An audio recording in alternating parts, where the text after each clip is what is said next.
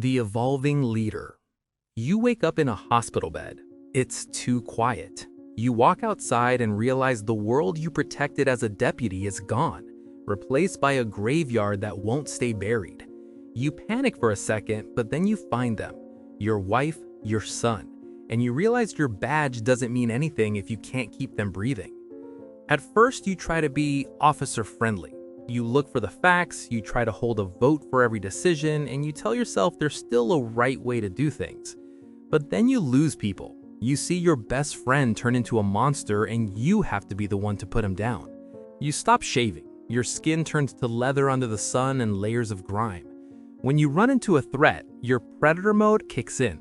You hit the signature head tilt, a sharp lateral angle that helps you triangulate the sound of your enemies and let them know the safety is officially off. You start moving in sync with your prey, mimicking their movements before you strike. You reach a point where you'll do anything. You'll bite a man's throat out with your bare teeth if it means saving your boy. You stand in a shipping container and tell the people who think they've won that they are screwing with the wrong people. You look your survivors in the eye and tell them the truth. You don't just fear the monsters outside, because you are the walking dead. Eventually, you learn to balance the grit with the grace. You realize growing up isn't about being an adult. It's just about making the people you love safe. You learn to let your mercy prevail over your wrath, because if there isn't something that comes after the killing, then you've already lost the war. The I'm the boss dictator. You wake up in a king-size bed while the rest of the world is sleeping in the dirt. You put on your leather jacket like it's a suit of armor and step out to a chorus of people who are too terrified to even look you in the eye. You realize early on that the old world is dead, and in this one, you don't just survive, you own. You look at a can of beans, a gallon of gas, or a human life, and you know it belongs to you. You think you own every resource within a 50-mile radius, and the best part is nobody is brave enough to tell you you're wrong. You don't just walk into a room, you occupy it. You hit your signature lean, tilting your whole body at an impossible angle just to show everyone that you aren't afraid of a single soul. You start to whistle a simple high to low tune, and you watch as the sound of it makes grown men start to shake. You tell them it's gonna be pee-pee pants city here real soon, and you mean it.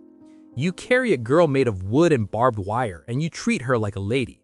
You talk to her, you lean on her, and when it's time to make a point, you're the one swinging the bat. You don't think of yourself as a monster, you think of yourself as a provider. You're the one with the guts to make the hard choices so everyone else can have stuff and things. You live by a simple natural law. You either kill or you die and you kill. You provide the illusion of civilization in a Hobbesian dystopia where might makes right. You demand the tribute, half of everything they have, as a tax for staying alive. You tell them you're saving them even while you're gutting them to see if they actually had any guts inside. You're the big bad wolf, and as long as you're holding the bat, the world is exactly what you say it is. The underestimated grandma. You wake up and pull on a floral cardigan. You check your reflection and practice that soft, mourning widow smile until it feels like a second skin. You walk through the gates of a new community and immediately start playing the role of the sweet, harmless grandmother who just wants to help with the laundry and the communal gardening. You spend your mornings baking beet and acorn cookies, wearing a flowery apron, and acting like you're terrified of a single walker. But while you're handing out treats and making small talk, you're counting every gun in the armory and mapping out the structural weaknesses of the walls. You've already rigged the perimeter with C4 just in case these people turn out to be the wrong kind of people. You catch a neighborhood kid watching you steal a weapon, and you don't panic. You don't even raise your voice. You just lean in close and tell him in a calm, motherly whisper that if he tells anyone, he'll wake up tied to a tree outside the walls, far away, while the monsters come for him. Then you offer him a cookie and a smile, and you watch the light of childhood leave his eyes as he promises to stay quiet. You've learned that the only way to survive is to be the one who does what no one else has the stomach for. When a child you care about becomes a lethal threat to the group, you don't argue or look for a miracle. You take them out to a quiet field, tell them to just look at the flowers, and you do what has to be done to keep the others breathing. You are the invisible ghost in the machine. You take happiness wherever you can get it, but you never get comfortable. You know that being underestimated is your greatest weapon, And as long as they think you're just a baker, you're the most dangerous person in the room. The "I have a secret" fraud.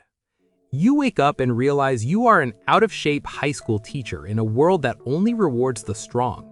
You know you won't survive the first night with a knife, so you decide to use your one real weapon, an elaborate lie. You find a man with a mission and tell him you are a government scientist with a classified cure to the apocalypse, promising that if you get you to Washington, D.C., you can fix the whole damn world. You start speaking like you're thumbing through a thesaurus, using $10 words and complex scientific jargon to make yourself look indispensable. When people ask for the truth, you tell them it's classified or on a need-to-know basis. You protect your mullet like a suit of armor because you like it and because you want people to keep underestimating what you're capable of. You spend your days watching your friends bleed while you stand petrified in the background. You get so terrified of reaching your destination, of the moment they realize you're a fraud, that you start sabotaging the mission. You put crushed glass in the fuel line of the bus just to buy yourself another day of protection. Then comes the day the lie falls apart. You take a savage beating and realize that being a fraud was just a symptom of your cowardice. But you don't stop there. You start using your actual intellect for real survival. You pick up a high-pressure fire hose to tear through a walker herd, or you figure out how to manufacture bullets from scratch for the group. You realize that one person can change the world, and you finally stop lying about who you are so you can start becoming someone worth protecting. The moral anchor.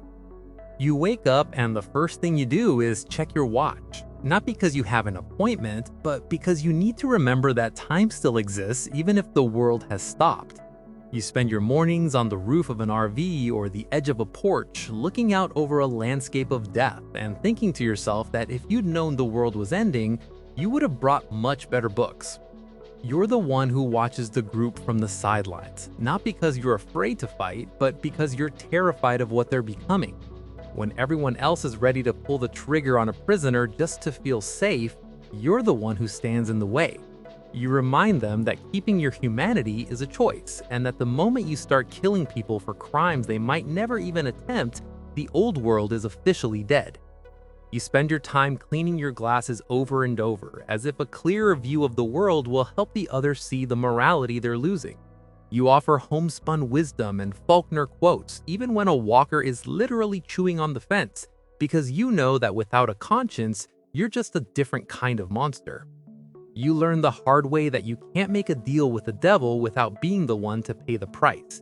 You look a leader in the eye and tell them that every time you step outside or take a drink of water, you're risking your life. You teach them that the only real choice left is what you're willing to risk that life for. You are the moral anchor, the person who makes every decision harder for everyone else because you refuse to let them take the easy, violent way out.